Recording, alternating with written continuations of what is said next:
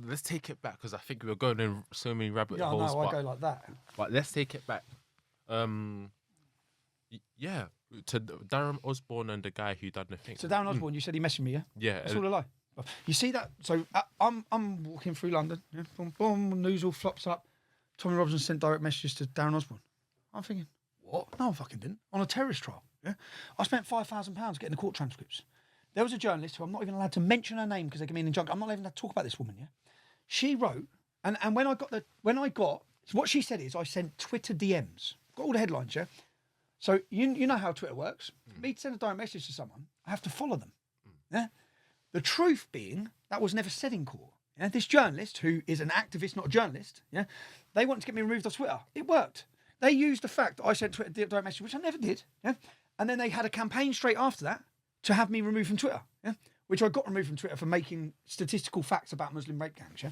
But I said, and do you know when they took when I got the transcripts, do you know what was said in court? Which she took as Tommy Robinson sent Twitter direct, and then she said days before the attack. It made it look like to the world, that's when that Muslim made that video, that mentally ill one. It was in response to this. Yeah? It made it look like I've told Darren Osborne to go and do a terrorist attack. Right? I'm thinking, who's Darren Osborne? Why is my name? I haven't been warned that my name's in this court case. Why is my name in this court case? It turns out that the Canadian outfit that I worked for at the time, Rebel Media, which had 2 million email subscribers, he's one of the subscribers for Rebel Media. That's it. That's not a Twitter direct message. That's not me contacting him. What are you talking about? But that's what they pushed. So that, again, that's the media. And they pushed that. And I lost my Twitter account. I had people threatening to kill my kids. That mentally ill lad, who when I caught him, I ended up nearly scrapping on the police. Because then so when I've grabbed him, and then I've rang the police. I said, look, and do you know the first thing he said? He goes, Tommy, can I arm wrestle you? Yeah, I watched it. Yeah, I see that. So I thought, man, I just thought he's not well, bruv. He's really not well, yeah. And I was all right with him then. And I thought, listen, now I know you're not well. And then I rang the police, and the police come to and I said, listen, he's threatened to kill my kids. Yeah, this has gone on, but I realise he's not very well. They went to get the handcuffs out on him, and I'm like, don't handcuff him. He's not well. He's probably got the mental age of a 10-year-old. And I ended up arguing with the copper. Well, what are you doing here? I said, oh, you lot ain't nicked him. That's why I'm here. He's threatening to kill my kids.